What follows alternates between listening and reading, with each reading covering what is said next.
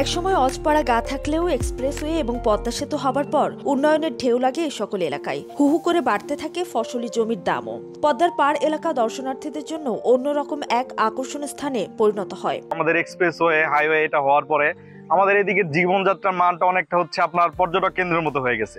তো এই পর্যটক কেন্দ্র হওয়ার সাথে সাথে এখানকার মানুষের যেখানে অনেক দূর দূরান্ত থেকে মানুষ ঘুরতে আসে, দর্শনার্থীদের ভিড় বাড়তে থাকায় এ সকল এলাকায় বাড়তে থাকে বাহারি রেস্টুরেন্ট এবং বিনোদন কেন্দ্রে। পরিবার পরিজন আত্মীয় স্বজন বন্ধু বান্ধবদের নিয়ে ঘুরতে আসা মানুষেরা সন্ধ্যার পরপরই ঢু মারেন এসব রেস্টুরেন্টে। আমরা পরিবার নিয়ে আসছি, তাই খুব সময়টা খুব ভালো কাটাইতেছি।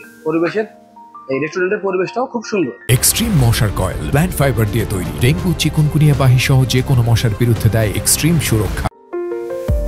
পদ্মা সেতু পার হয়ে জাজিরা টোল প্লাজার পর থেকে এক্সপ্রেসওয়ে সংযোগ সড়ক ঘেঁষে ছোট বড় একাধিক রেস্টুরেন্ট গড়ে উঠেছে। রাজধানীর ঢাকা সহ বিভিন্ন স্থান থেকে পদ্মার পাড়ে ঘুরতে আসা মানুষ এই সকল রেস্টুরেন্টের অন্যতম গ্রাহক। যোগাযোগ ব্যবস্থার উন্নয়নের সাথে এই সকল রেস্টুরেন্ট গড়ে ওঠায় কর্মসংস্থানেরও ক্ষেত্র তৈরি হয়েছে।